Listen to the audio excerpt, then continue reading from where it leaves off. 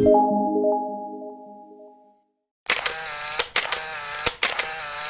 ya, sekarang kita mencoba memunculkan kesepakatan kelas yang berujung nanti dalam keyakinan kelas.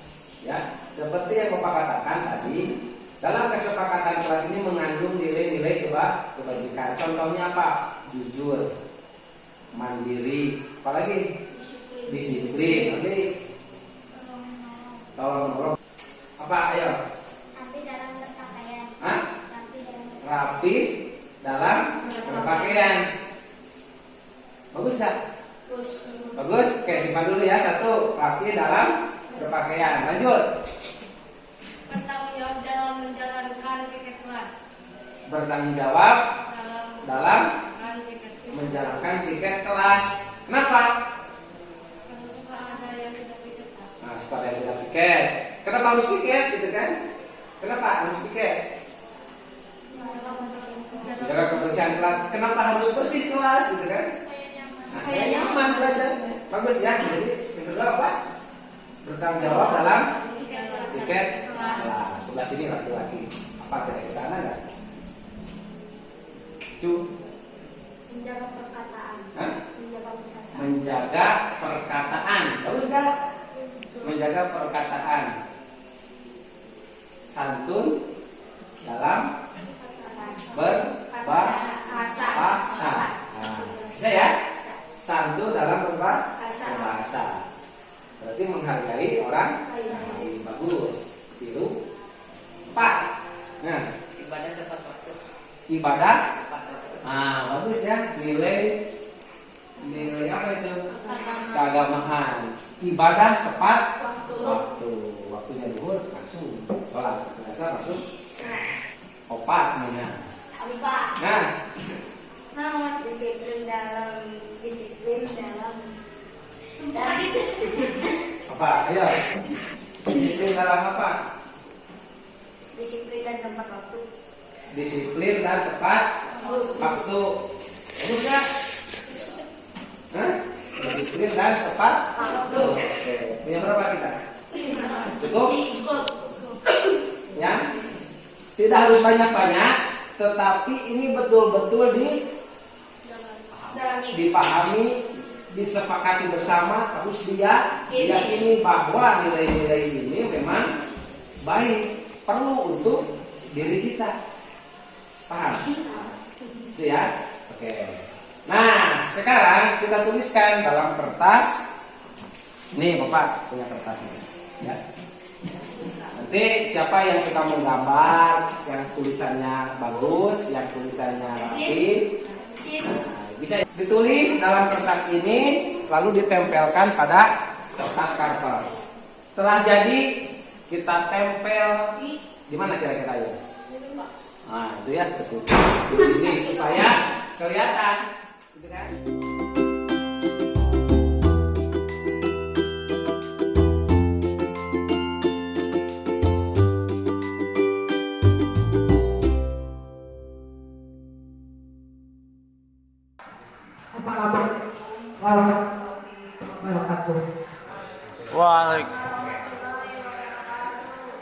Pertama-tama marilah kita panjatkan puji dan syukur kehadirat Ilahi Robi, bahwasanya kita bisa berkumpul kembali dalam acara kegiatan diseminasi budaya positif di sekolah.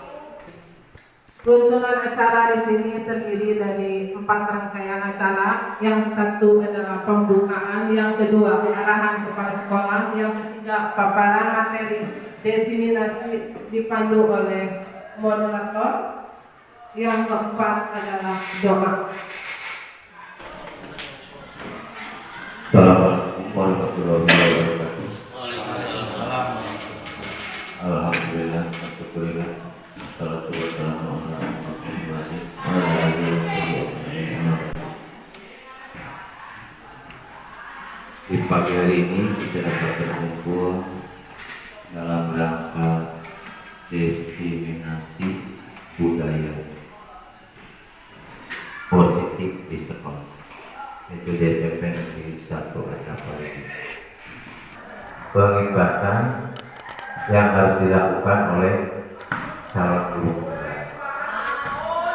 yaitu tentang budaya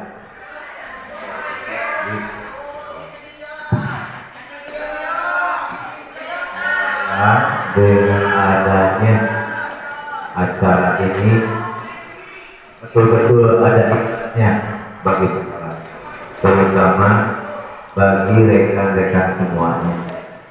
Bapak Ibu semua, guru penggerak itu dituntut untuk dapat menggerakkan semua yang ada di sekolah, baik itu sesama guru juga siswa, dalam artian menggerakkan untuk meningkatkan kualitas dan kuantitas sekolah. Bismillahirrahmanirrahim. Assalamualaikum warahmatullahi wabarakatuh. Alhamdulillah rabbil alamin. Allahumma shalli ala sayyidina Muhammad. Segala puji bagi Allah. Salawat dan salam semoga selamanya tercurah limpahkan kepada Nabi Agung Habibana wa Nabiyyina Muhammad sallallahu alaihi wasallam, kepada keluarganya dan sahabatnya, termasuk kita sekalian seluruh umatnya, semoga dia berakhir mendapat syafaatnya, amin ya Allah ya rabbal alamin. Yang saya hormati Pak Kepala Sekolah, Bapak Ibu yang saya hormati, diseminasi adalah suatu kegiatan penyampaian informasi dari pihak yang menerima, yang memiliki informasi kepada pihak lain, agar informasi dimaksud bisa dipahami, diterima, bahkan bisa dilaksanakan. Intinya diseminasi adalah penyebar luasan informasi terkait dengan apa yang disampaikan oleh Pak Kepala Sekolah tadi, tentang kegiatan bentuk kegiatan yang dilaksanakan pada siang hari ini. Bapak Ibu yang kami hormati, di samping kanan saya ada seorang bapak yang tentu saja sudah tidak asing lagi bagi Bapak dan Ibu sekalian, karena beliau dalam keseharian juga bergelut dengan kita mengelola pendidikan di sekolah yang kita cintai ini. Mengingat ibunya berkobar-kobar hingga beliau melanjutkan pendidikan ke jenjang strata 1 dan berhasil menyandang gelar sarjana pendidikan pada tahun 2013. Tahun 2017 adalah puncak pendidikan yang sudah beliau raih dengan gelar master dan strata 2, dan sejak beberapa tahun yang lalu beliau bergelut bersama kita mengelola lembaga pendidikan di sini. Lelaki, segera saja kita aplaus untuk bicara kita, Bapak Islam Adiasa MPD SPD MPD, disilakan.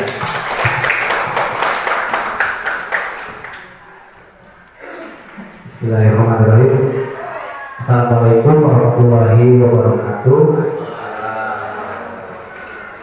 Pertama-tama, marilah kita panjatkan puji dan syukur kehadirat Allah Subhanahu wa Ta'ala, karena atas kuasanya lah kita bisa berkumpul di sini dalam keadaan sehat walafiat. Materi yang akan kita diskusikan yaitu tentang budaya positif. Ini merupakan aksi nyata dari orang 1/4, yaitu membagikan pemahaman dan pengalaman penerapan budaya positif. Tentunya kita bertanya-tanya, apa sih budaya positif? Kiranya Bapak Ibu bisa mengartikan ya, budaya positif itu apa kira-kira? Kebiasaan yang baik. Kebiasaan, budaya itu menurut Pak Mahadi, budaya positif itu kebiasaan ya, yang baik, betul ya. Budaya pasti terbiasa. Secara berkelanjutan positif adalah jelas hal yang baik pasti ya, tidak, kalau kebalikannya negatif ya. Jadi ini adalah kebiasaan yang positif yang tentunya di kita ini sebetulnya sudah tumbuh. Contohnya ketika guru memberikan contoh untuk murid-muridnya seperti itu. Namun Saya kemarin sempat berpikir ketika sudah tumbuh berarti yang langkah berikutnya itu harus dirawat. Nah, bagaimana dengan merawat budaya positif itu? Bagaimana perawatnya? Nah, jadi dalam hal ini kita fokus judulnya itu merawat budaya positif di sekolah. Untuk apa sih? Jelas untuk murid-murid kita. Nah, ini sebelum dilanjutkan saya tuliskan mari belajar bersama ya. Jadi ini tidak hanya sumber informasinya dari saya saja, tapi silakan kita berkolaborasi dari Bapak Ibu juga berkolaborasi untuk merawat budaya positif di sekolah. Ya, mari belajar bersama. Namun sebelum ke materi, saya punya kuis dulu. Bapak Ibu bisa buka HP-nya, santai saja, ya. Bisa dibuka HP-nya. Diketik kuisis, ya. Diketik kuisis di prompt-nya, silakan. Ada Pak Dendi, Bu Wida, Pak Asep, Pak Suryadi, Bu Eti, Bu Indri, Bu Iswasti, Bu Rosa, Bu AA, HP-nya dipakai video ya. Pak Angga juga bertugas sebagai videografer. Terima kasih Pak Angga. Sudah langsung semua? Sudah ya? Oke. Nanti Bapak akan menjawab beberapa pertanyaan, Bapak Ibu. Silakan dijawab saja, pilih mau A, B, C, atau D ya. Lalu,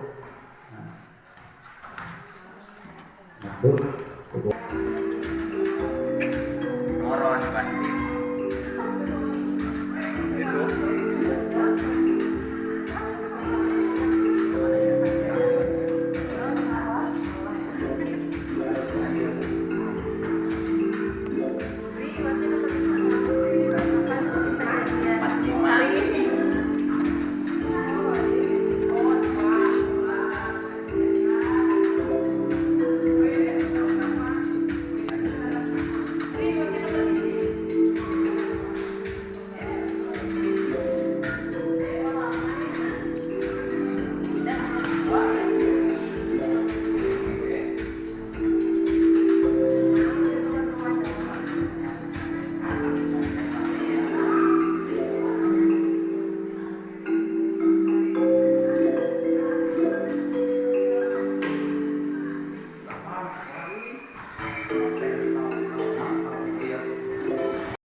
Hasilnya pertanyaan mana yang menurut Bapak Ibu yang paling disukai?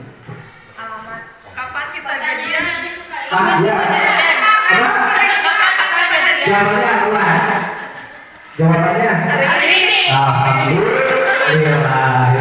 Terima kasih Bapak-bapak, Ibu-ibu, alhamdulillah.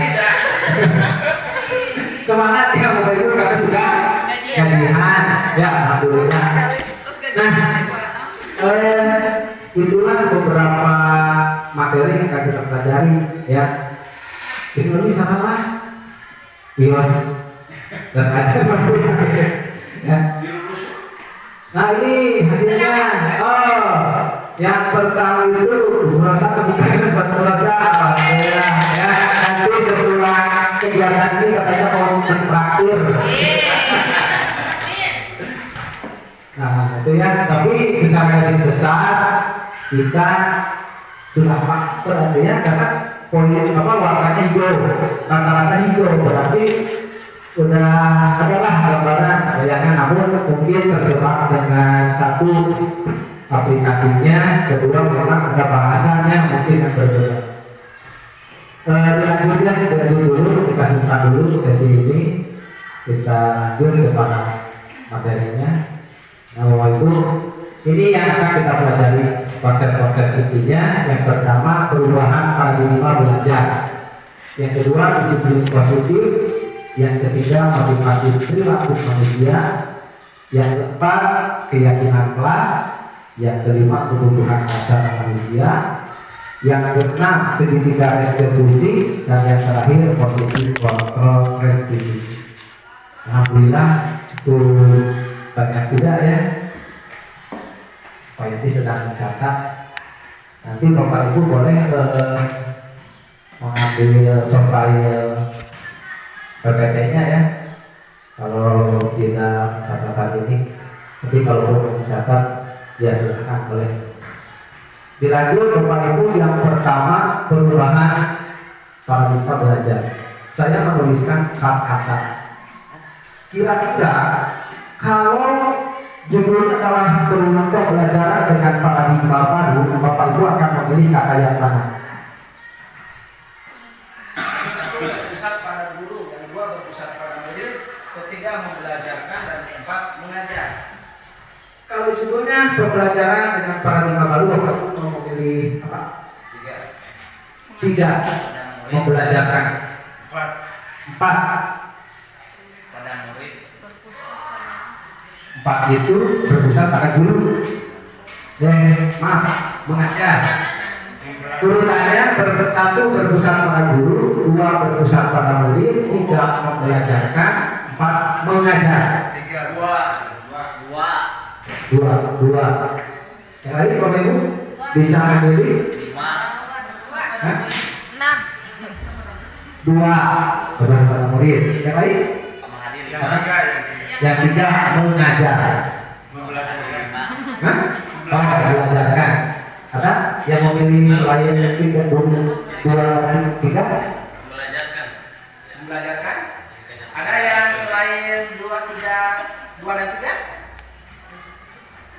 Oke, semuanya hampir sepakat 2 dan 3 berpusat pada murid dan membelajarkan. Kira-kira alasannya bagaimana? Kok Bapak Ibu bisa memilih itu, gitu kan? Kok tidak berpusat pada guru, kok tidak mengajar? Padahal tugas kita adalah mengajar. Kapan dipilih? Membelajarkan itu kan kita mengasih arahan, memberikan ilmu kepada anak, ya, memberikan motivasi anak supaya belajar giat. Itu sama dengan memberikan, intinya mengasih tahu kepada seorang murid. Kalau mengajar tidak kasih tahu. Kalau mengajar itu kan menyampaikan materi. Menyampaikan materi. Iya, menyampaikan materi tugas guru kepada muridnya. Ya, menyampaikan materi kalau mengajar. Kalau mengajarkan Mengajar selain mengajar itu memberikan motivasi, memberikan ilmunya langsung kepada supaya anak cerdas, pintar. Oke, terima kasih. Tepuk tangan buat Bapak Ibu ya. Ada yang lain Bapak Ibu yang ingin berpendapat? Ayah yang ingin berpendapat? Haji? Kalau belajar berpusat pada guru itu saya hari ini dan yang lalu. Kali ini yang lalu berpusat pada guru yang seperti apa Pak Haji? Pengalamannya itu jadi seperti yang paling pintar gitu. Padahal tidak tahu di balik itu banyak anak-anak yang lebih pintar, yang belum tergali saja. Ternyata anak lebih pintar dari gurunya. Gitu, Sanes. Ternyata anak memiliki potensi, dengan potensi. Nah, bagus ya. Alasannya Pak Haji sudah menyadari video ini mah nanti kekumpul berpusat pada guru, guru pintar, dia pintar bisa. Jadi sakala rupa aja guru. Ada yang lain Bapak Ibu yang berpendapat? Ya, silakan Bapak. Assalamualaikum warahmatullahi wabarakatuh. Tadi saya memilih pembelajaran yang berpusat pada murid. Pada era sekarang ini perlu diketahui bahwa yang dimaksud dengan pembelajaran berpusat pada murid atau siswa yaitu student centric adalah proses belajar mengajar berdasarkan kebutuhan dan minat anak sesuai dengan pendapat Umar Amalik 24 halaman 201 bahwa pembelajaran dalam proses pembelajaran harus mempertimbangkan kebutuhan dan kegiatan anak dalam belajar. Apalagi sekarang keadaan Nah, itu tujuannya untuk melihat atau mengamati anak yang mana yang berbakat kepada A, anak yang mana yang berbakat kepada B. Nanti ada kelompok-kelompok yang sesuai dengan bakat dan minat belajar siswa.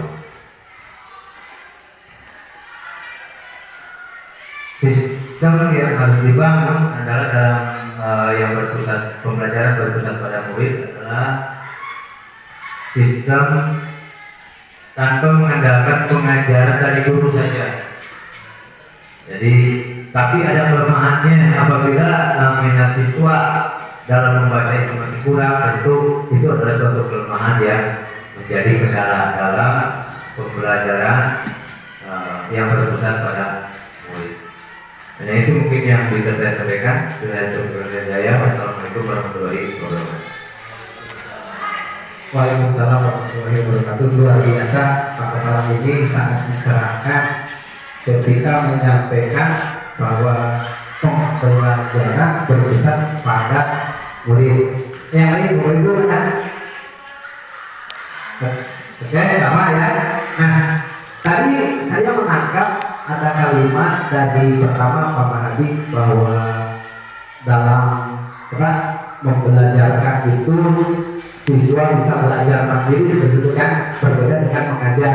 Kalau mengajar itu toh dari guru, sumbernya hanya toh dari guru. Kalau membelajarkan anak itu diberi motivasi untuk mau belajar, karena memang tugas pelajar itu memang belajar. Itu poin pertama.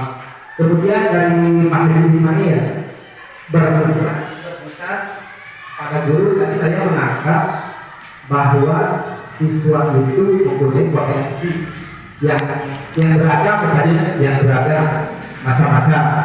Mungkin Bapak Ibu juga menyadari seperti itu. Si A seperti ini, si B seperti ini, si C seperti ini.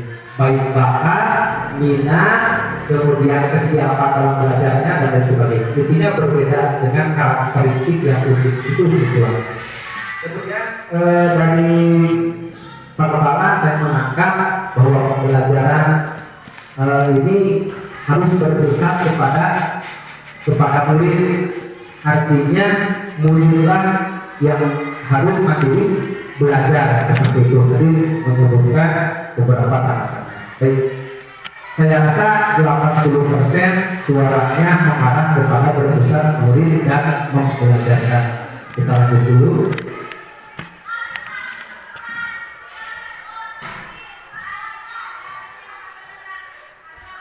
Nah, Bapak Ibu, era sekarang itu nanti ketika kurikulum merdeka itu pembelajaran berdiferensiasi.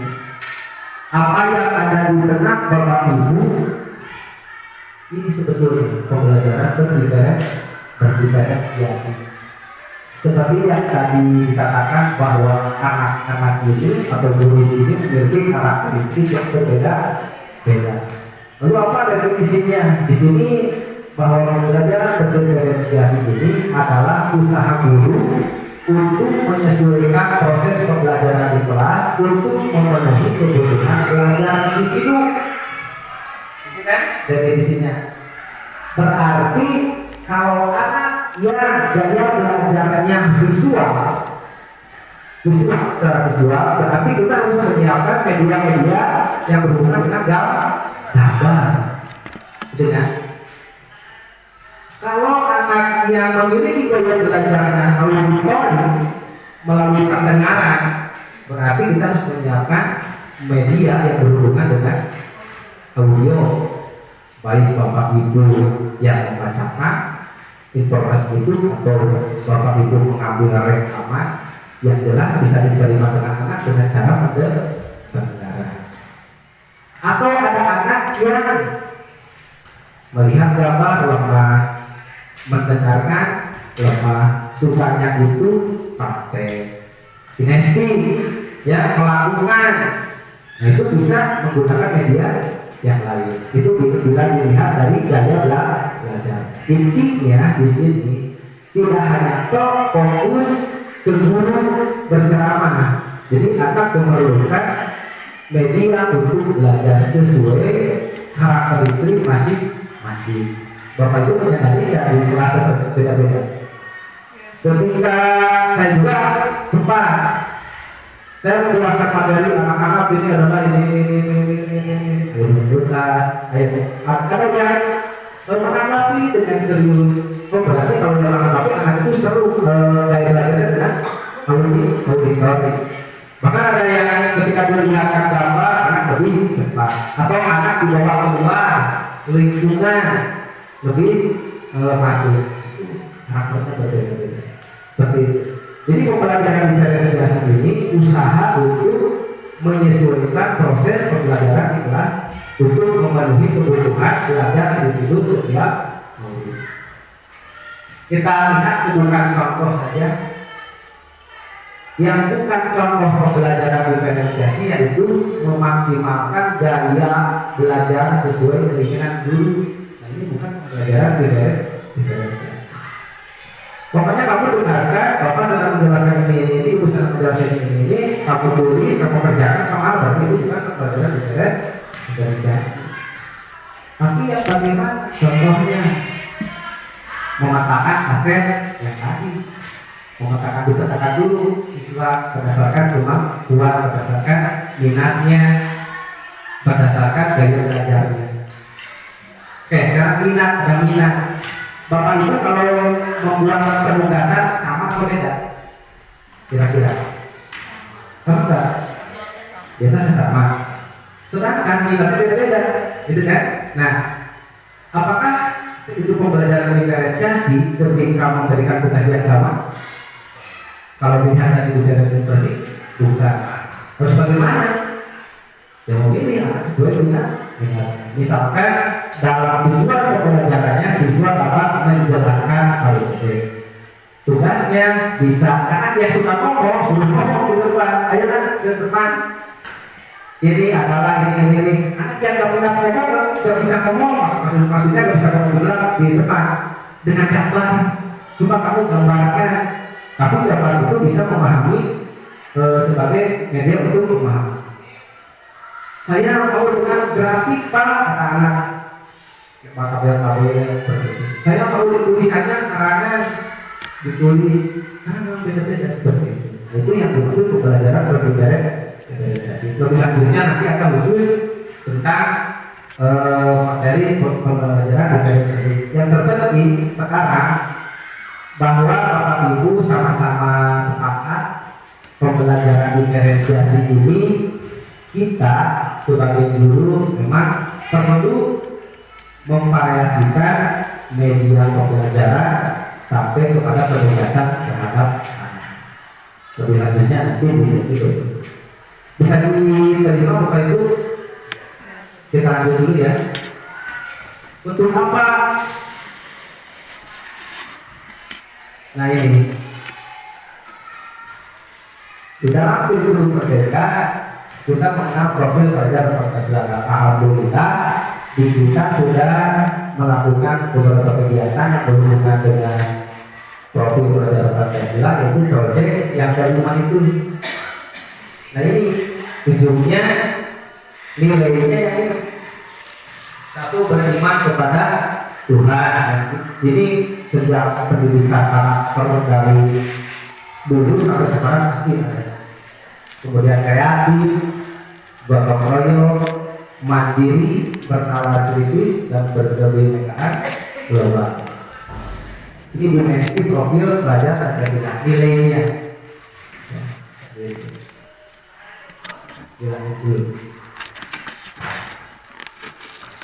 Ini entah contoh yang baik atau yang kurang baik, tapi saya mencoba mengaplikasikan di kelas seperti ini. Media ini misalkan anak yang suka menggambar, suka dengan gambar, saya mencoba memberikan gambar-gambar. Ya, anak yang suka dengan audio, saya mencoba membuat video seperti ini. Ya, untuk proses pengamatannya. Nanti kalau Bapak Ibu bisa unduhlah ROP-nya ya di luar sesi ini, bagaimana pembelajaran berdiferensiasi dan bagaimana penerapannya di kelas. Setelah sesi ini saja ya bisa Bapak Ibu video video ataupun RT. Dilanjut.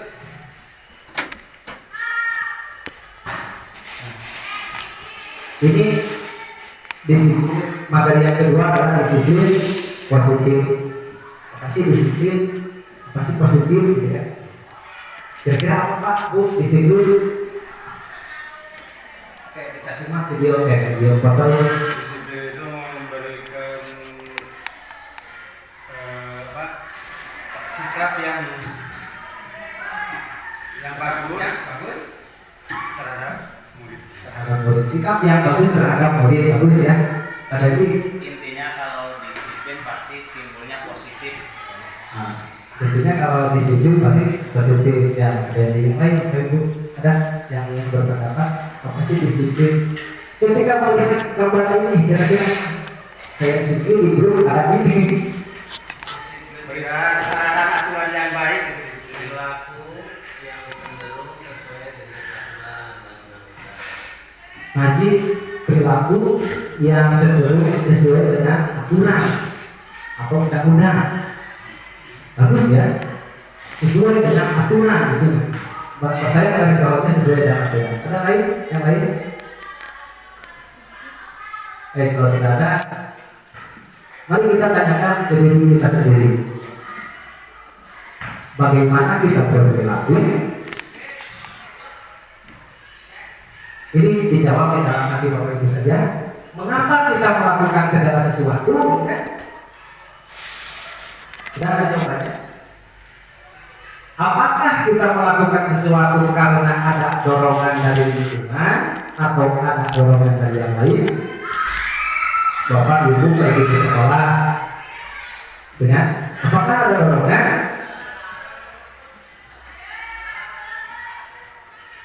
Terkadang kita melakukan sesuatu karena kita menghindari rasa sakit atau ketidaknyamanan. Terkadang kita juga melakukan sesuatu untuk mendapatkan yang kita mau. Seperti itu enggak, Bapak Ibu? Hah? Kadang-kadang. Nah, ya, yang apa? Apa? Pernahkah Anda melakukan sesuatu yang mendapat senyuman atau pujian dari orang lain? Baik di rumah atau di sekolah, pernah nggak? Untuk merasakan dia? Ya, Ya? kadang Nggak ada? Ya? Hadiah? Ya, bisa ya, bisa tak melakukan sebuah proses pasti pikir ada Dengan hadiah? ada imbalannya. Nah, imbalan menaati peraturan gitu ya. Ya, kalau dilihat dari segi finansial. Atau mendapatkan uang? Ya. Hah? Ya? Atau mendapatkan uang? Ya. Arahannya kan seperti itu. Apalagi kira-kira alasan kita untuk melakukan sesuatu. Seragam banyak Bapak Ibu yang merasakan masing-masing. Gak ada yang tahu hati orang lain. Oke.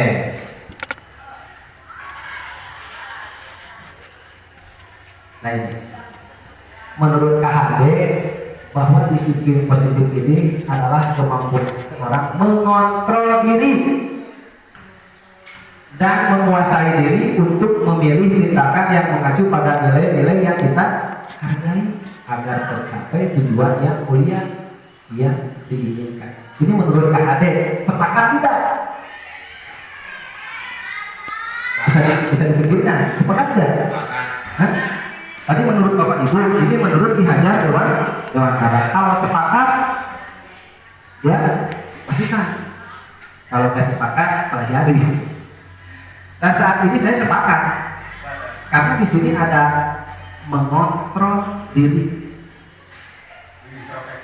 Pak Mahadi datang ke sekolah, maaf ya, Pak Mahadi datang ke sekolah untuk apa? Saya kerja untuk dapat uang, untuk dapat penghidupan, itu kan? Yang mengontrol siapa? Hah? Kalau mendapatkan uang atau makan gaji? Nah, kalau dari pihak lain mungkin dari Pihak luar atau pihak dalam? pihak dalam dulu. Enggak, kalau tujuannya untuk bekerja mendapatkan uang. Bekerja untuk kepada Ah, manusia. berarti yang mengontrol adalah luar dari dalam diri kita. Berarti itu Hah? dengan keluarga juga. Ini saya nih, saya pergi ke sekolah, datang ke sekolah. Niat saya bekerja untuk mendapatkan uang. Kalau udah Nah, itu motivasinya apa? uang. Uang, gitu kan? Dari luar atau dari dalam? Didorongnya Dari luar. Jika tidak ada uang, mohon maaf ya, ini hanya mencontohkan. Jika tidak ada uang, saya nggak akan ke sekolah. Gitu kan? Itu motivasi, ya. Nah, menurut ada di sini kita mengotor diri, ini sungguh berat sekali. Karena mengotor diri. Alasannya gimana? Seperti gimana? Saya datang ke sekolah karena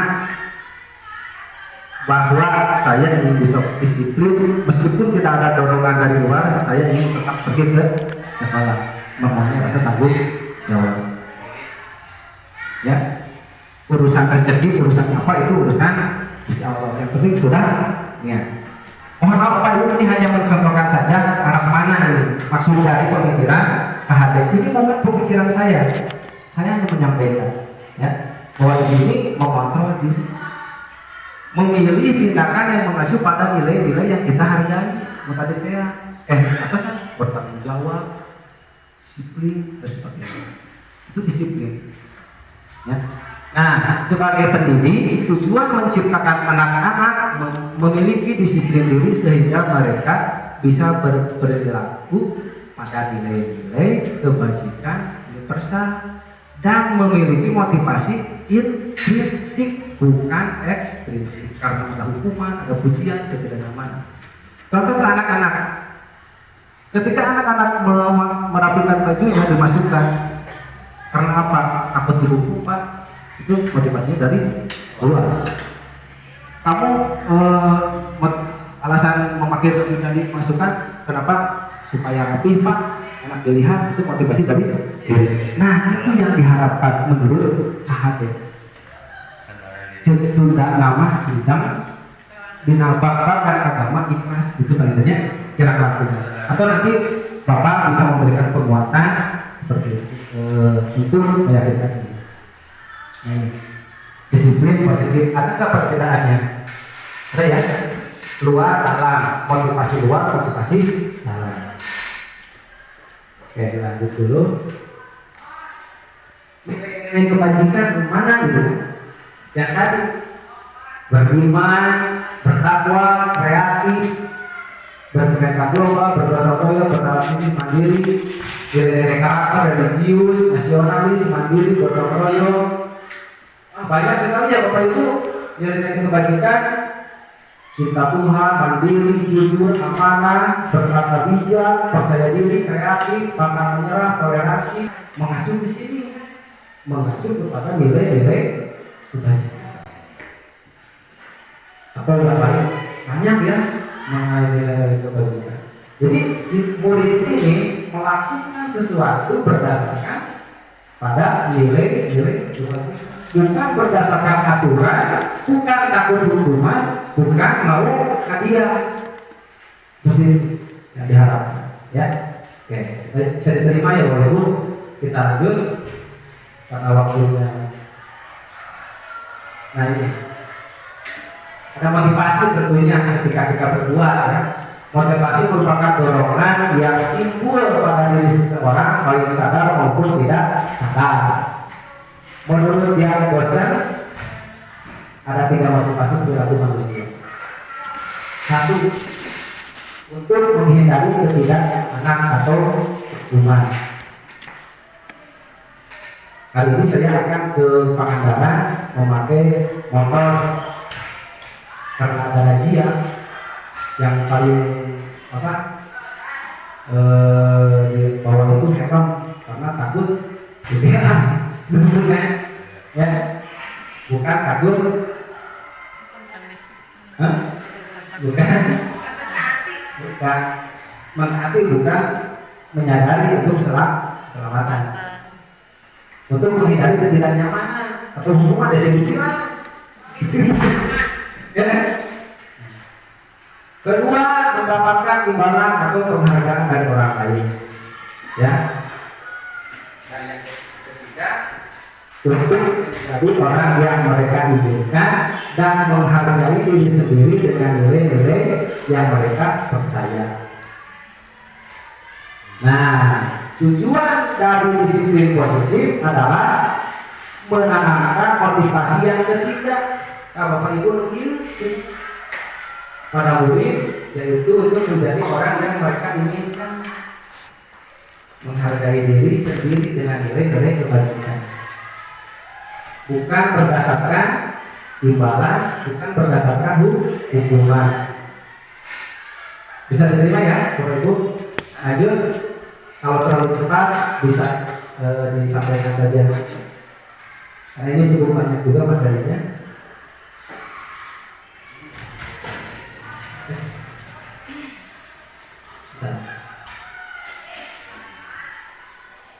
Nah, seperti ini ya.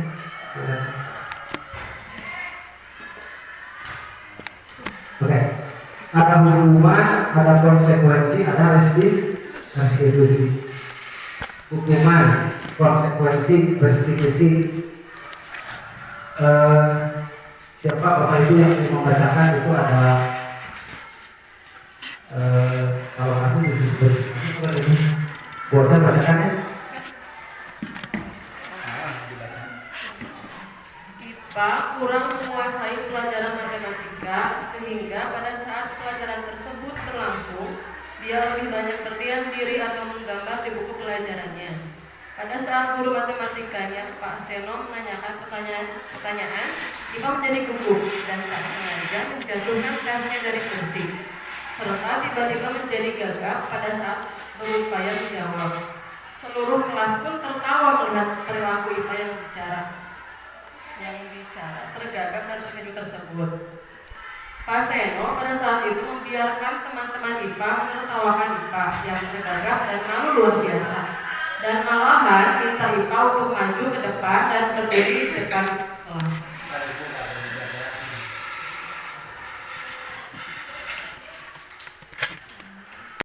Tidak bisa menjawab pertanyaan Pak Seno. Kelas makin gaduh dan anak-anak pun tertawa melihat IPA di depan kelas memegang ujung hidungnya. Apakah Anda setuju dengan tindakan Pak Seno terhadap IPA? Mengapa? Kemudian menurut Anda, tindakan Pak Seno terhadap IPA adalah sebuah hukuman atau konsekuensi, dan mengapa? Ya, terima kasih Bu Rosa. Sudah tertangkap Bapak Ibu informasinya. Kira-kira setuju dengan tindakan Pak Seno terhadap IPA? Setuju nggak? Tidak, ada bocah, tidak. Kurang setuju kata Bapak Hadi. Bapak Ibu yang lain? Tidak setuju. Tidak setuju. Kenapa? Karena itu merupakan hukuman. Karena itu merupakan hukuman. Kenapa nggak boleh dulu? Gitu kan? Pertanyaannya kenapa nggak dulu? Oke. Kesimpulan tidak setuju. Mengapa? Karena itu adalah hukuman. Lanjut dulu nomor 2. Menurut Anda tindakan Pak Seno terhadap IPA adalah sebuah hukuman atau konsekuensi? Apa? Hukuman atau konsekuensi?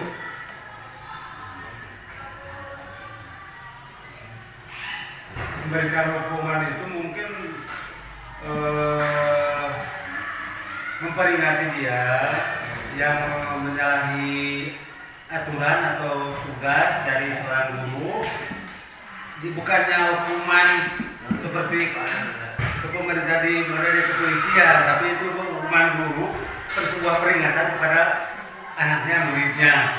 Itu kalau dilihat hukuman itu memang terlalu berat. Kalau dilihat dari hukum, Jadi itu menurut Pak Mari hukuman bukan? memberi peringatan, memberikan sebuah peringatan kepada muridnya supaya tindakan seorang murid itu tidak boleh seperti itu. Karena apa? Dia sudah menyalahi aturan yang diberikan oleh guru tersebut. Guru apa?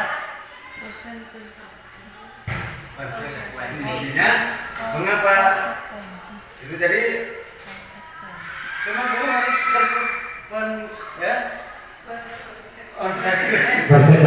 Iya, harus seperti itu. Guru kepada muridnya memberikan konsekuensi itu pertimbangan kepada muridnya.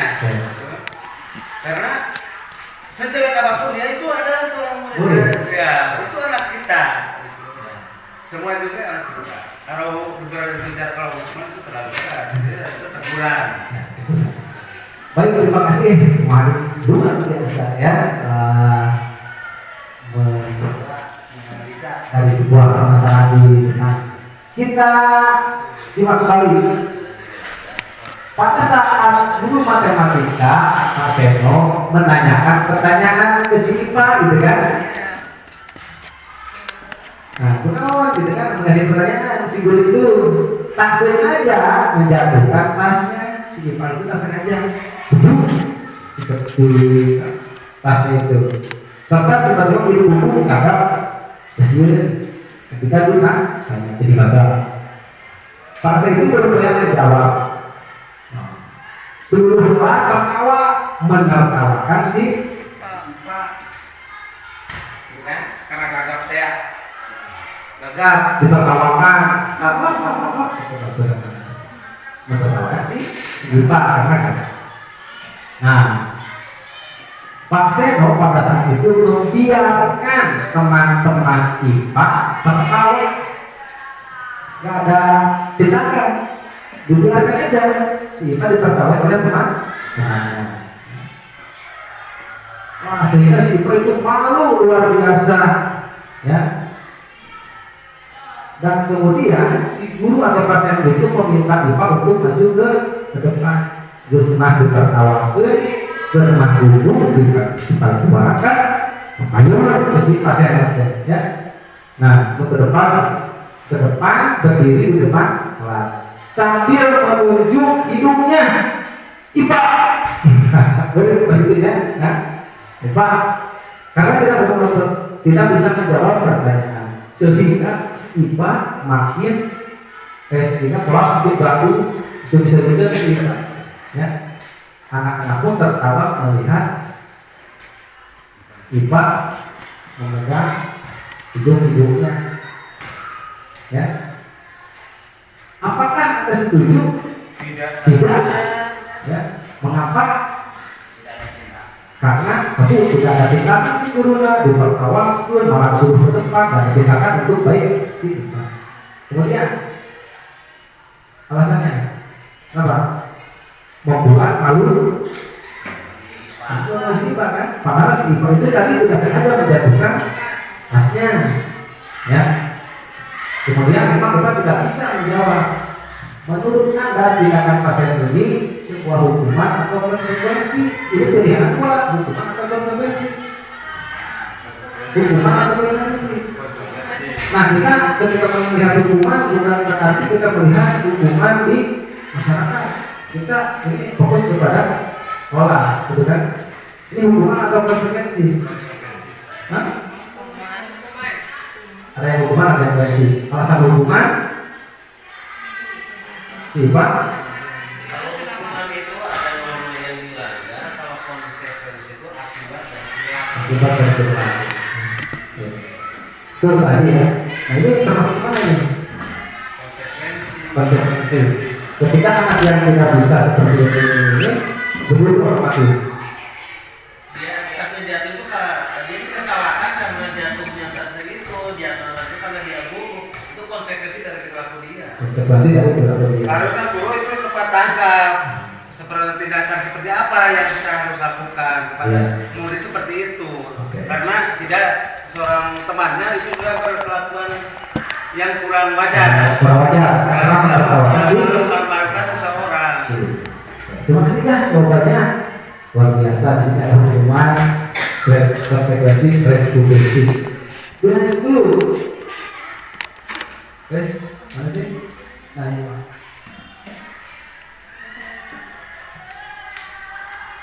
Hukuman satu saja ya Bapak Ibu. Murid atau anak belajar menyembunyikan kesalahan dasir dihukum. konsekuensi murid atau anak belajar taat peraturan, sudah tahu konsekuensinya, jadi belajar untuk tidak melakukan kesalahan. Restitusi, nah sekarang murid atau anak belajar memecahkan masalah, beda tidak Bapak Ibu? Beda, ya.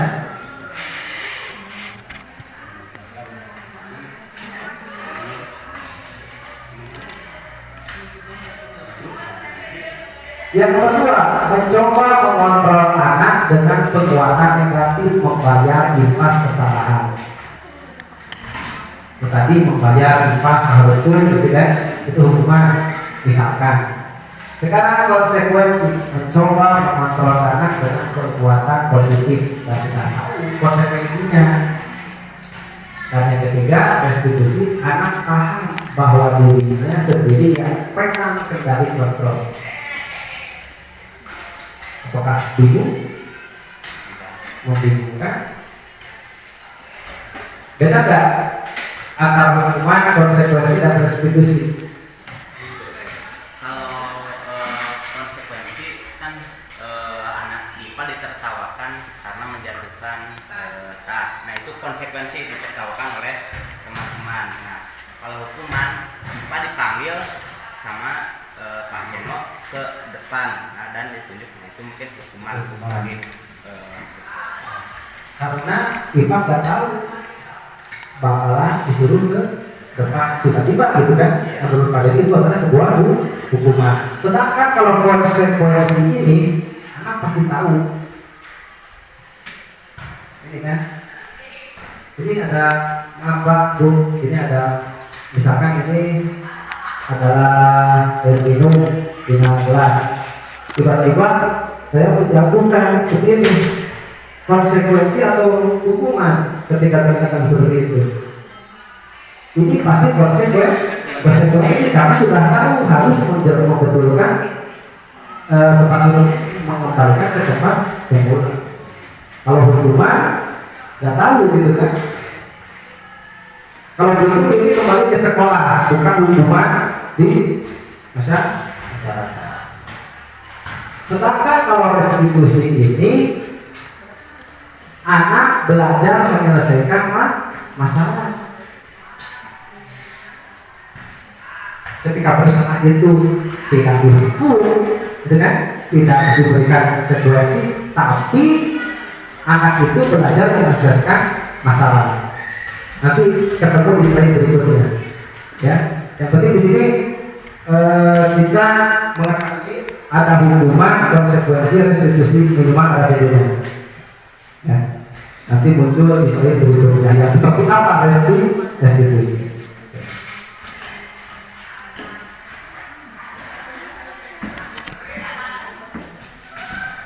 Simpan dulu itu yang itu. Nanti muncul kembali lagi ada restitusi seperti apa. Sekarang berikutnya materi keyakinan kelas. Mengapa keyakinan kelas? Mengapa tidak peraturan saja? Gitu kan? Tidak boleh berisi saat pembelajaran berlangsung. Aturan kan? Harus tepat waktu, tidak boleh mengganggu teman. Itu peraturan. Nah sekarang ada keyakinan kelas. Mengapa keyakinan kelas? Mengapa tidak peraturan saja? Kalau peraturan juga sudah ada. Kenapa harus keyakinan kelas yang dibangun? Nah, si helm.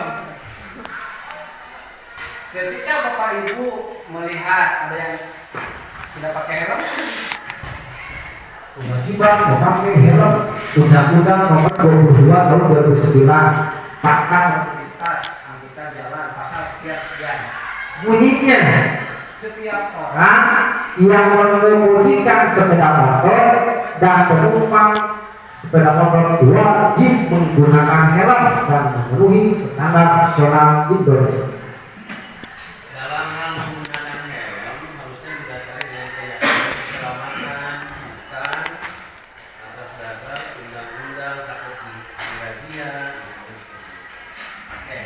Makasih Pak Haji. Pak Haji menyampaikan bahwa ketika memakai helm harus sadar akan ada nilai di sana ketaatan untuk keselamatan. Benar kan? Benar. Apakah kita meyakini kalau memakai helm itu bisa selamat? Sebagai upaya meyakini kan?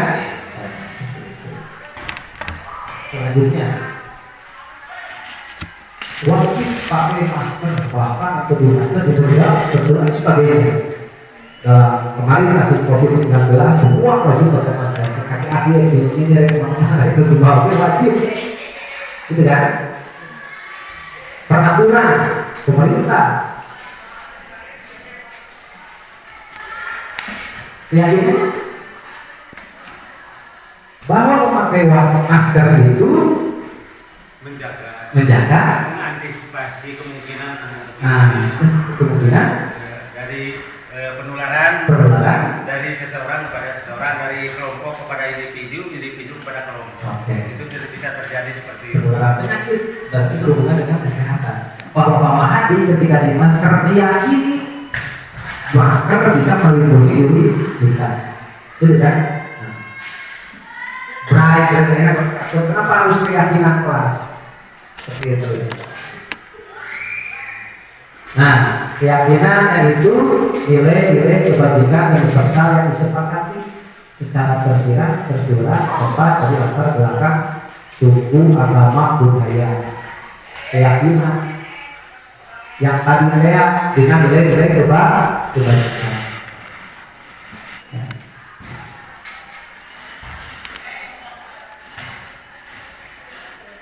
Nah, bagaimana menciptakan keyakinan kelas? Bersifat lebih abstrak dari peraturan yang lebih rinci dan konkret. Keyakinan kelas berupa pernyataan berpesan umum kesehatan, tadi kan meyakini ketaatan terhadap kesehatan. Pernyataan keyakinan kelas senantiasa dibuat dalam bentuk positif. Tidak boleh membuang sampah sembarangan. Positif.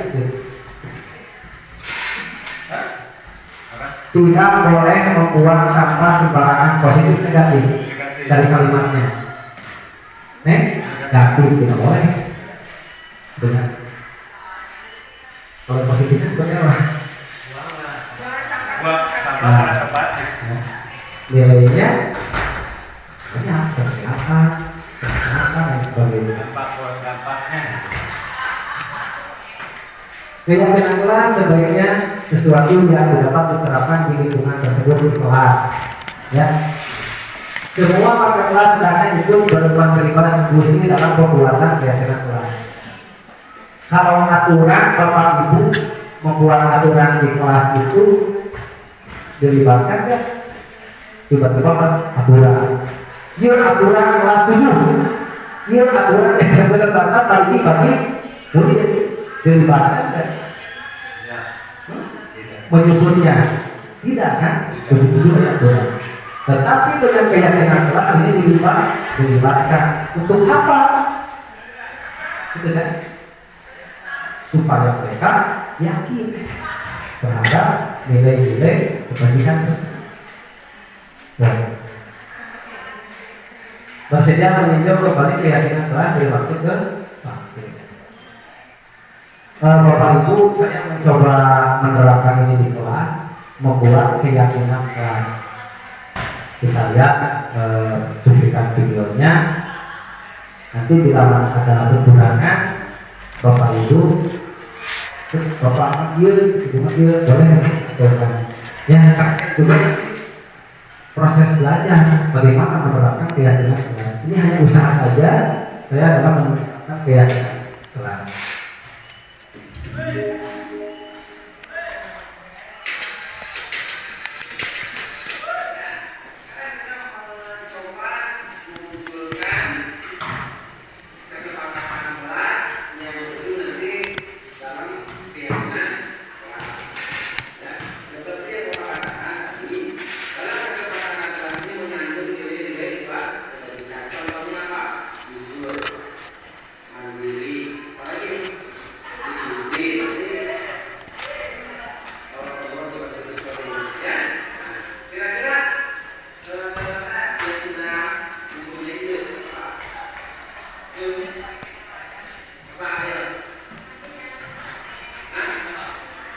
rapi dalam berpakaian. Nah, ini keyakinan yang pertama, rapi dalam berpakaian. Ini muncul dari anak, Berpakaian itu bukan dari guru. bertanggung jawab dalam menjalankan tiket kelas. Kenapa? Oke, kenapa harus tiket? Gitu kan? Kenapa harus tiket? Kenapa harus kursi kelas? Gitu kan? Ini cuma belajar terus ya. Mengerjakan tiket kelas. Oke.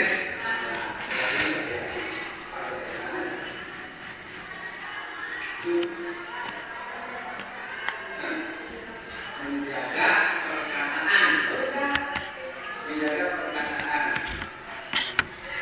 Satu, dua,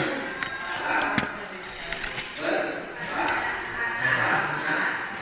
Saya satu dalam berbahasa. Satu dalam berbahasa, tapi lebih baik berbicara ya, walaupun waktu. Ibadah. Nah, bagus ya, nilai apa itu? Keagamaan. Ibadah tepat waktu. Yang keempat berpindah tepat waktu. Tepat. Nah, Namun disiplin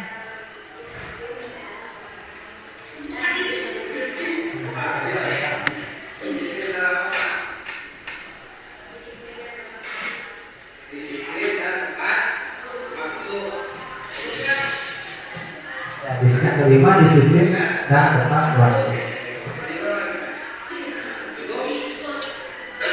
Ya, tidak harus banyak-banyak, tetapi ini betul-betul dipahami, disepakati bersama, terus dia meyakini bahwa nilai-nilai ini memang baik perlu untuk diri kita. Ya. Oke. Nah, sekarang kita tuliskan dalam kertas. Ini Pak. Ini siapa yang suka menggambar, yang tulisannya bagus, yang tulisannya rapi. Kita ya kolaborasi ini harus semua dikerjakan. Ya. Ditulis dalam kertas ini, lalu ditempelkan pada kertas karton. Setelah jadi, kita tempel di mana ya? Nah, ya seperti itu. Jadi supaya kelihatan. Baik Bapak Ibu, kita lanjutkan ke materi berikutnya, yaitu kebutuhan dasar manusia. Ini ada cerita ya, ada laporan dari siswa bahwa Doni ini siswa ya, sering memalak kepada teman-temannya. Siapa yang mau bacakan?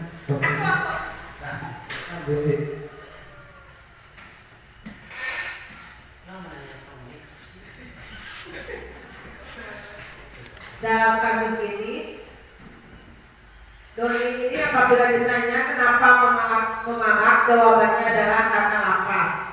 Dan orang tuanya tidak membawakan bekal yang cukup. Maka kebutuhan dasar yang sedang dipenuhi Doni adalah kebutuhan untuk titik-titik. Ya, terima kasih Bu Indri. Nanti dijawabnya di sisi 2 ya. Hasan kudunan. Nanti Hasan bisa ya. Oke. Dalam kasus ini Hasan apabila ditanya kenapa menolak, jawabannya adalah karena lapar dan orang tuanya tidak membawakan bekal yang cukup. Nah, Bapak Ibu, kira-kira apa yang sedang dipenuhi oleh Hasan atau Doni itu? Itu dilihat dari beberapa sisi ya. Kebutuhannya lah. Kebutuhan satu dilihat dari kebutuhan secara spontanitas, seperti bahwa kita itu lapar karena tidak dibekali seperti itu. Kedua, dari tekanan, sifatnya dari tekanan orang lain. Beda di sana. Tiga, sebuah karakter. Kalau dari karakter itu lebih berat. Ada sebuah karakter bahwa dia seseorang itu karakternya seperti itu, dia memang memaksa, bukan hanya didorong dengan kebutuhan, tapi itu sebuah kebiasaan atau karakter dia. Susah dari kebutuhan secara spontanitas, karena gara-gara lapar, karena itu keterdesak dengan secara spontanitas. Kalau kebutuhan yang tadi yang terdesak sama orang lain itu karena dia takut kepada seseorang, namanya seperti itu. Ya, Pak. Oke, terima kasih ya. Ya, dari beberapa sisi. Ada beberapa sudut pandang yang beliau sampaikan bahwa banyak sekali ketika Pak ini saya Apa? poinnya biasa desakan. Bapak Ibu di sini kita fokus pada kebutuhan. Kira-kira kebutuhan apa? Dan itu ya kebutuhan apa memakan tersebut? Jadi memakan kan untuk apa? Untuk makan, apa? Dan orang kita tidak membawakan apa itu untuk apa? Kebutuhan apa? Untuk mengatasi apa? Yang lain? Untuk memenuhi kebutuhannya. Ya apa? Kebutuhan apa?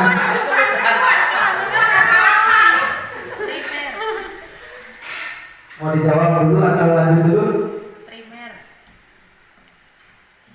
Hah? Jadi menurut Pak Haji kebutuhan memenuhi rasa lapar. Andaikan kita tidak makan, lapar, 1 hari, 2 hari, 3 hari dan seterusnya, apa yang terjadi? Itu kan? Apa yang terjadi ketika kita tidak makan? Ketika lapar tidak makan, kita pasti Melakukan sakit. Lebih parahnya lagi terus tidak makan, kita pasti meninggal.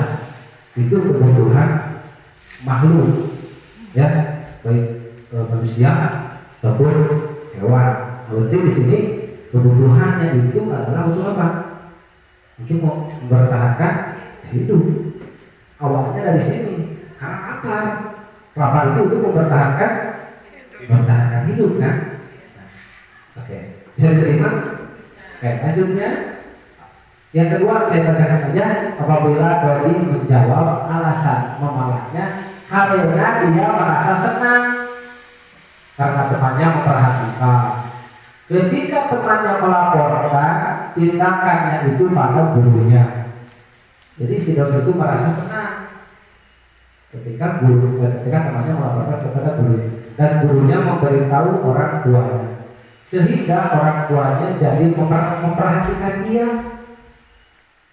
Ya, si orang tuanya itu setelah si doi memalak tersebut jadi memperhatikan si doi. Nah, maka kalau kasus seperti ini, maka kebutuhan dasar yang sedang dipenuhi doi adalah kebutuhan apa? Perhatian. Hampir sekarang semua alasannya berbeda dengan yang di atas. Kalau atas itu memang benar-benar dia untuk makan, untuk menyambung hidup. Nah, kalau di kasus yang kedua ini bukan apa? Perhatian dari siapa? Dari orang-orang. Dari orang tua itu kan? Nah, Kalau di kalau kebutuhan ya kasih sayang akan diperhatikan orang tua. Nah, dan kalau sudah diperhatikan pasti anak itu merasa diakui oleh orang tua. Perasaan Diakui. kasih sayang diakui, bisa ya? Oke. Dilanjut. Nah ini menurut Dr. William Glasser dalam choice theory ada 5 kebutuhan dasar manusia. Yang pertama kebutuhan untuk bertahan hidup, itu ini ya. Yang kedua kasih sayang dan rasa diterima, diakui. Yang keempat kebutuhan akan penguasaan. Yang kelima kebutuhan akan kebebasan. Yang keempat, yang kelima adalah kebutuhan akan kesenangan, merasa senang. Bapak Ibu menyadari nggak kelima ini memang butuh untuk diri kita kan? Ya, atau nggak butuh sama sekali yang mana coba? Nggak ada ya, semuanya itu butuh kasih sayang, diterima, ya, diterima ini oleh keluarga, ya, dan sebagainya. Penguasaan, betul nggak? Sepakat semuanya kebutuhan ini memang ada pada diri manusia. Nah, dalam diri anak pun seperti itu. Ketika anak melakukan kesalahan seperti tadi memalak, ya ini kan kita telusuri motifnya apa. Apakah dia memang anak itu betul-betul gak punya uang demi mendapatkan makanan, ataukah hanya sebagai kesenangan, apakah sebagai penguasaan, ingin menguasai teman-temannya. Tapi kalau dilihat dari visi itu memalak, itu kan itu tindakan pemaksaan, gitu. Pemaksaan kepada seseorang itu judulnya kan memalak. Ya. Kalau judulnya kebutuhan hanya sesaat, dia meminta kepada orang lain untuk belas kasihan. Kalau dipalaknya ikhlas cuma apa? Wah, gimana ya pemalakan yang dipalaknya ikhlas? Judulnya itu kan pemalakan itu kan tindakan ada kita dan tindakan kriminal. Iya, iya. Ini kan kasusnya memalak, ya. Memalak. Ketika ditanya alasan yang memalak itu seperti itu, saya apa? Saya terpaksa memalak, gitu kan? Gak punya duit, gak punya makanan. Itu dekat kepada karakter kalau Nah, pemalakan. iya, berarti dia itu memalak karena memang dia ingin memenuhi kebutuhan perutnya, itu untuk bertahan hidup. Ya. Ada cara yang lain, ada cara lain, bisa meminta, bisa mencuri, bisa, itu hal yang negatif. Kalau Ya. meminta mungkin ada positifnya. Nah, itu tugas kita memberikan solusi. Ada cara lain kalau jangan memalak, jangan meminta jangan mencuri, tapi ada cara lain, diarahkan hal yang positif. Intinya bahwa siswa ini atau guru ini memang harus memenuhi kebutuhan dasarnya. Memang kebutuhan dasar manusia seperti itu. Nanti ya sepakat semuanya bahwa ada 5 kebutuhan dasar manusia. Oke, sekarang kita segitiga restitusi. Nah, tadi kita menemukan restitusi, ada hukuman, ada konsekuensi, ada restitusi. Hukuman dengan konsekuensi kita familiar lah, sudah familiar. Tapi kalau restitusi saya juga baru menemukan kemarin ada restitusi. Nah ini menurut dosen bahwa restitusi ini adalah proses menciptakan kondisi bagi murid untuk memperbaiki kesalahan mereka, sehingga mereka bisa kembali pada kelompok mereka dengan karakter lebih kuat. Hukuman, konsekuensi sama, intinya ingin memperbaiki anak, ingin memperbaiki murid. Dengan dihukum diharapkan anak bisa lebih baik, dengan konsekuensi anak bisa lebih baik. Namun ada plus dan minusnya. Nah ini kita fokus ke restitusi. Ada 3 tahapan, Bapak Ibu. Yang pertama, menstabilkan identitas. Yang kedua, validasi tindakan yang salah. Dan yang ketiga, menanyakan keyakinan. Nah ini. Intinya dalam restitusi ini tidak semata-mata langsung memberikan tindakan. Ketika si anak si Doni tadi memalak, tidak seperti ini. Doni sini, kamu memalak kepada si Hasan, kamu keliling lapangan di rumah keliling, langsung kan? Itu hukuman. Doni, kamu memalak sudah tahu konsekuensinya, aturan sekolah ini kalau memalak harus bagaimana? Tahu Pak, itu kan kalau si Doni. Silakan. Konsekuensinya bagaimana? Lakukan konsekuensi. Nah, dalam restitusi, mohon Bapak Ibu, ada beberapa tahapan. Intinya si anak itu diajak komunikasi. Apa yang harus dikomunikasikan? Pertama, menstabilkan identitas. Dan sebaliknya, setiap orang pasti pernah melakukan kesalahan, termasuk Bapak pun pernah mengalami melakukan kesalahan. Itu hal yang wajar. Itu menstabilkan identitas agar tidak anak itu merasa marah, merasa bersalah. Kemudian yang kedua, validasi tindakan yang salah. Nah ini di poin yang ini. Kamu tentu punya alasan mengapa memalak si Hasan, gitu kan? Nah ini kalimat kursinya menanyakan alasan. Adakah cara yang lebih efektif untuk mendapatkan apa yang kamu butuhkan? Ayo itu, dong, selain malak, ada proses berpikir di sana si anak itu sebelum kita hukum. Dan dihukum kita restitusi ya. Nah, kemudian yang ketiga menanyakan keyakinan. Oke, kira-kira keyakinan apa atau keyakinan apa yang telah berjalan? Ingat, ternyata memalak itu merupakan perbuatan tidak baik, mengganggu temannya, ya, seperti itu. Dan yang terakhir nanti dalam ini pasti menemukan solusi. Solusi itu Bapak Ibu yang restitusi ini bisa diterima atau belum? Apa yang ditanyakan dulu? Intinya dalam restitusi ini akan diajak komunikasi, ya, seperti itu lagi yang tadi kalau hukuman, kamu sudah menolong si Hasan, kamu lari 10 keliling, sudah lari terus, sudah tidak ada tindakan solusi.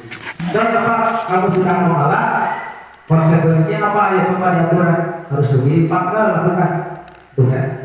Nah dalam restitusi ini ada proses komunikasi sehingga pada akhirnya si anak tersebut atau murid tersebut mendapatkan solusi supaya tidak memalak lagi. Seperti itu Bapak Ibu, ya. Oke. Saya sudah mencoba membuat simulasi dengan siswa, ya, bagaimana menerapkan segitiga restitusi ini. Kita simak. Nah ini adalah kasus kami yang kita bayangkan satu kasus saja, ya. Dan bila mana ada kekurangan, saya harap minta saran dan masukan dari Bapak Ibu, terutama dalam penggunaan bahasa ataupun tahapan-tahapan restitusi ada yang kurang atau enggaknya, ya. Nah, seperti ini.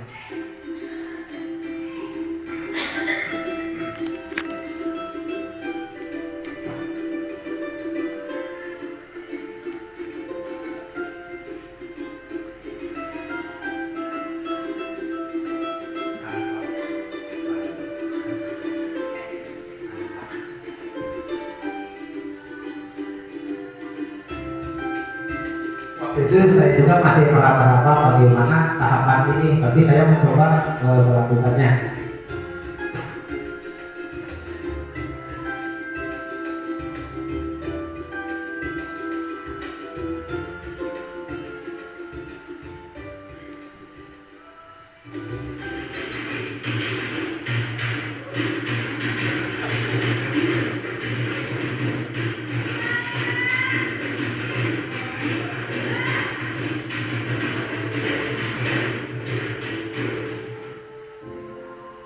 Ini di sedikit. Aku review.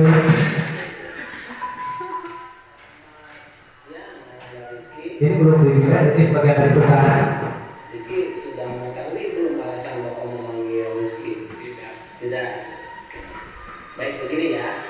Tadi ketika perpindahan jam pelajaran, ya ada sedikit waktu kosong, Bapak perhatikan itu Rizky gaduh di kelas dengan memukul-mukul meja, ya.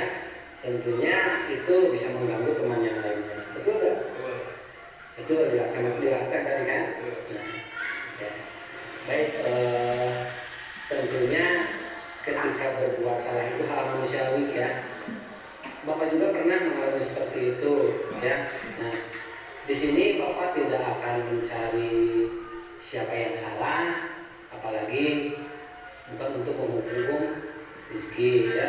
Namun Bapak akan mencoba membantu rezeki untuk menemukan solusi agar tidak gaduh sehingga mengganggu teman yang lainnya. Tentunya apa yang telah dilakukan Rizky memiliki alasan pastinya ya. Kira-kira alasannya apa? Karena jenuh di kelas, Jenuh di kelas, terus kurang pelajaran, kurang pelajaran. Jumlah kurang pelajaran gimana? kurang seru. Kurang seru belajarnya ya. Jadi membuat seru sendiri ya, alasannya. Tetapi dengan membuat keseruan sendiri tentunya yang tadi berdampak kepada temannya, mengganggu begitu kan? Oke. Apakah Rizky masih ingat pada keyakinan kelas atau kesepakatan kelas yang telah dibuat bersama-sama di minggu lalu? Ingat? Kira-kira atau masih ingat keyakinan atau kesepakatan mana yang dilanggar? Mengganggu teman, bahwa di kelas itu tidak mengganggu teman ya. Karena setiap murid mempunyai hak belajar yang sama gitu kan. Nah, itu sudah meyakini ya. Betul yakin bahwa mengganggu teman ini adalah perbuatan yang salah ya. Nah, kira-kira nilai apa yang diambil dari ini? Dari apa ya? Mau kapan mulainya? Sekarang juga daftar ke ekstrakurikuler Senin. Itu hanya simulasi bagaimana menerapkan segitiga restribusi. Intinya dalam restribusi ini anak didorong untuk menemukan solusi sendiri atas keyakinan nilai kebajikan yang telah disepakati di kelas. Seperti itu Bapak Ibu ya. Kita lanjut dulu. Atau ada yang ditanyakan dulu? Mas, nanti saja ya di sesi tanya jawab dan diskusi. Kemudian ini saya rasa yang terakhir materi posisi kontrol guru. Yang pertama ada posisi kontrol penghukum, kemudian yang kedua pembuat merasa bersalah, yang ketiga posisi teman, yang keempat posisi pemantau, dan yang kelima posisi manajer. Kira-kira Bapak Ibu nanti lebih cocok yang mana dalam menghadapi kasus pada anak.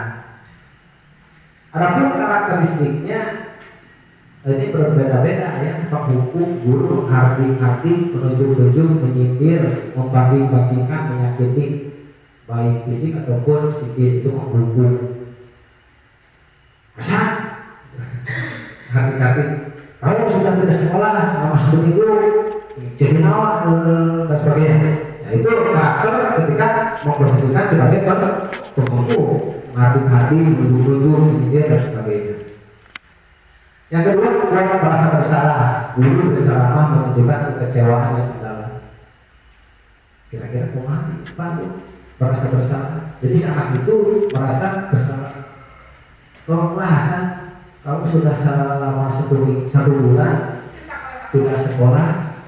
Bukan, kamu si karunya kayak ibu di sisilah coba kepala, ya. Karunya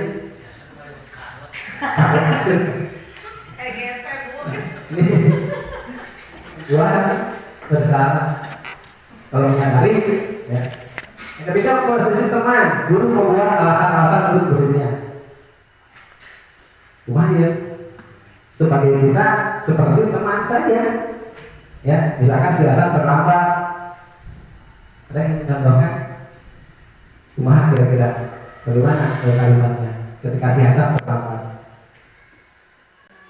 Jadi posisinya sebagai teman si guru itu. Selamat siang, San. Biasa. Selamat siang. Nama itu sekolah sana. Siapa? Kenapa datang dia? Jadi bajunya belum disetrika Pak. Oh, alasan-alasan itu tidak bohong. Tidak Pak. Nah, Kami cerita nih. Kenapa termasuk Pak? Kami yang nulis tadi itu sekarang.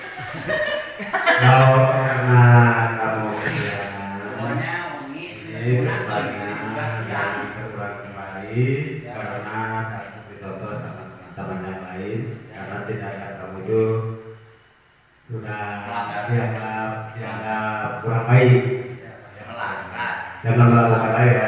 Itu peringatan pertama buat Sekarang saya sebagaimana Pak? Sekarang saya sebagaimana? ya jangan itu. Terima kasih Pak. Oke. Nah itu Terima kasih Pak Madu ya. Nah, buat teman ini maksudnya lebih santai gitu ya. Jangan masalah, masuk. Nanti absen pokoknya lurus gitu kan. Masuk aja.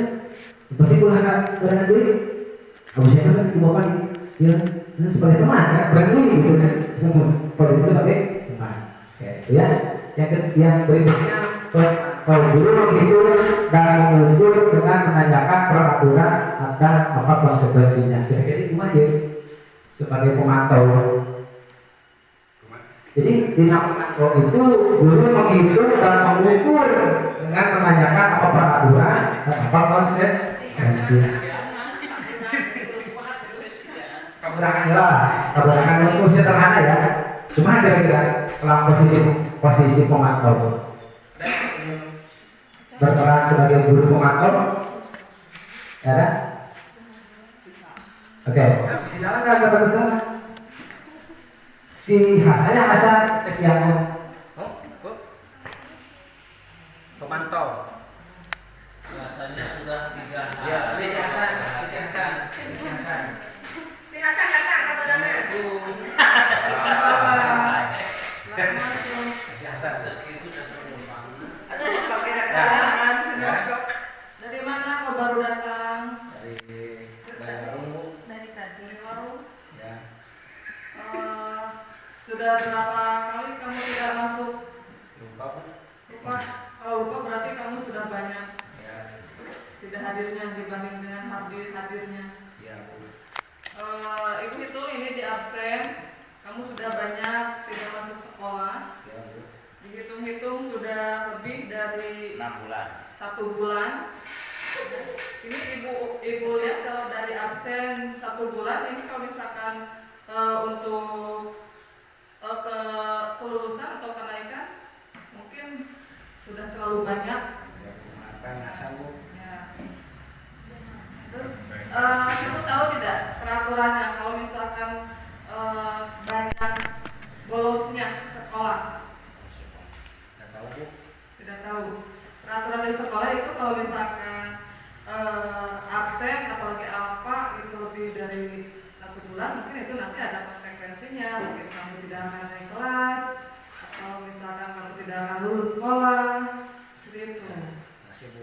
Ya, untuk kedepannya mungkin Hasan bisa untuk lebih rajin lagi datang ke sekolah, gitu ya. Bangun jangan kesiangan terus supaya ke sekolah lebih cepat. Ya Bu. Itu saja, itu ya. Terima kasih. Terima kasih ya. Jadi kemudahan dulu. Jadi sebagai pemantau. Kata kuncinya apa Bapak Ibu? Kata kuncinya adalah menghitung, mengukur. Sudahnya berapa ini, gitu kan? Yang berapa? Masuk sekolah harus berapa gitu kan? Jadi menghitung, mengukur. Ini kamu sudah ini, jadi menggunakan data dalam pemantau ini, ya menggunakan data. Itu ya. Kemudian yang terakhir manajer. Guru mengajukan pertanyaan-pertanyaan untuk memperbaiki kesalahan dan kesadaran sendiri. Tadi saya kira Ada yang ingin mempraktekkan?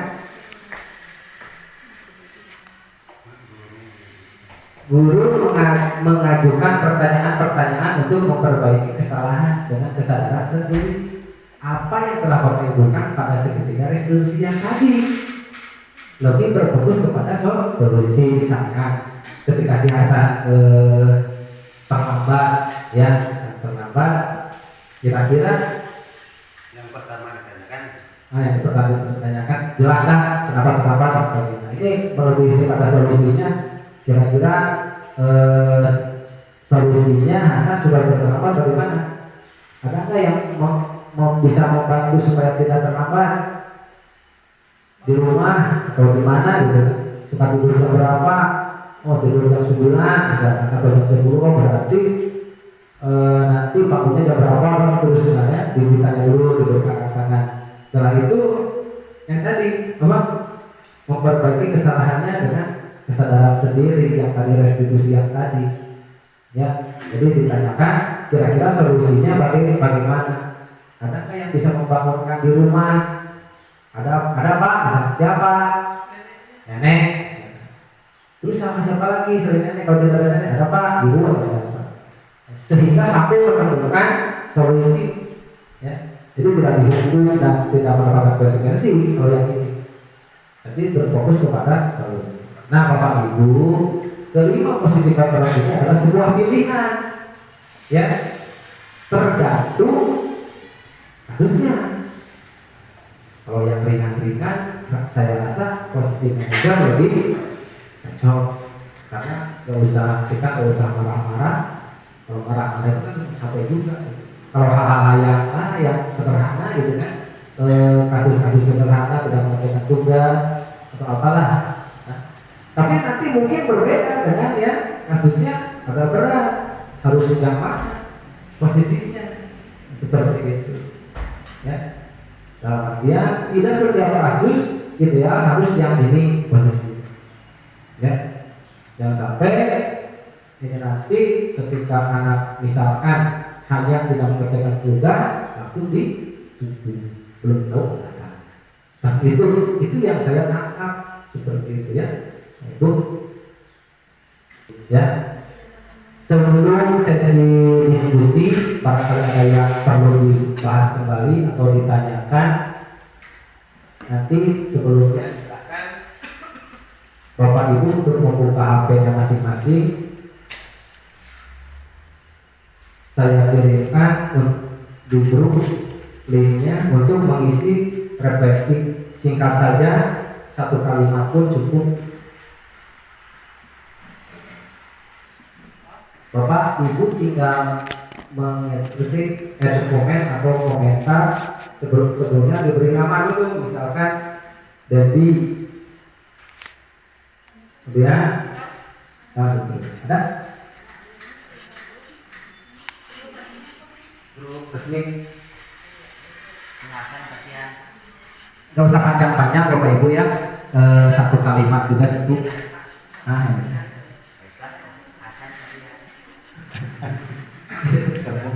ayah, ada materinya di grup.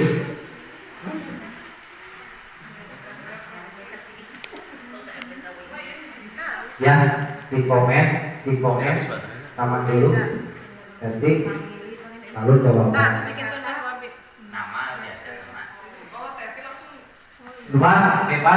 Bebas mau yang mana dulu pertanyaannya, silakan.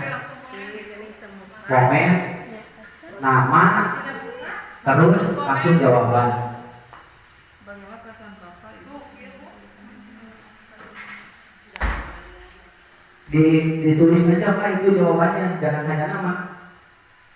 Dan di koma langsung jawaban, gitu kan? Pakai nama.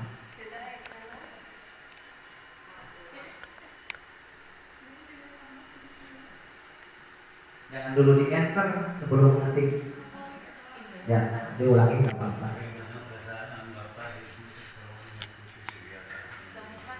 Ya jujur aja.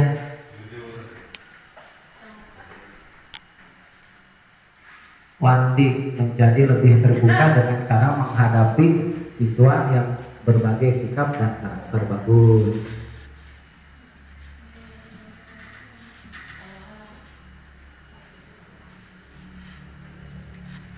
Ada pun? Hah? Tunggu.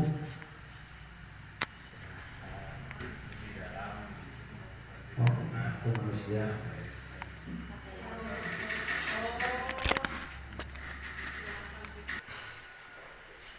Berarti banyak ilmu yang saya dapatkan terinspirasi Rosalina. Penting agar peserta didik lebih disiplin dalam berbagai hal. Tidak, saya akan mengajak siswa seperti langkah ini ya, untuk mengetahui contoh sikap yang mengarah pada budaya positif, serta saya memberikan contoh yang menunjukkan sikap budaya positif. Jadi memberikan contoh ya, bagus.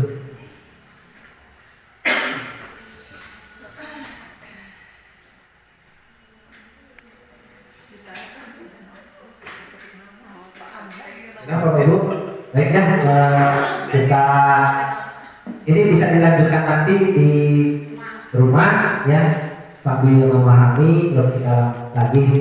Dan ini hanya berapa itu saja mungkin penyampaian dari saya. Mohon maaf bila ada kekurangan dalam penyampaiannya. Saya serahkan kembali kepada moderator. Ya, assalamualaikum warahmatullahi wabarakatuh.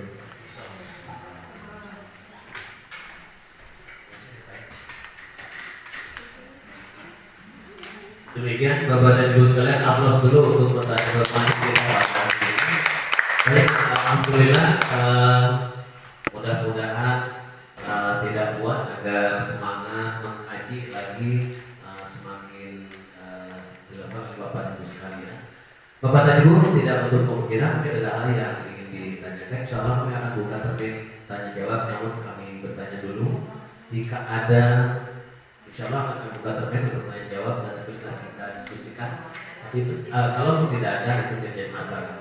Kami bertanya dulu, apakah perlu respon dalam bentuk tanya jawab dalam sesi ini? Perlu tidak? Atau cukup? Cukup. Mohon jawab dengan serba. Apakah perlu termin tanya jawab atau cukup? Cukup. Oke, baik, terima kasih. Kalau begitu, sekali lagi aplaus untuk materi kita ini. Terima kasih Pak Isman. Mudah-mudahan apa yang telah kita terima tadi bermanfaat dalam hal penerapan budaya disiplin di sekolah yang kita cintai. Kiranya acara kita sudah selesai. Dengan demikian saya kembalikan lagi kepada penata acara. Assalamualaikum warahmatullahi wabarakatuh.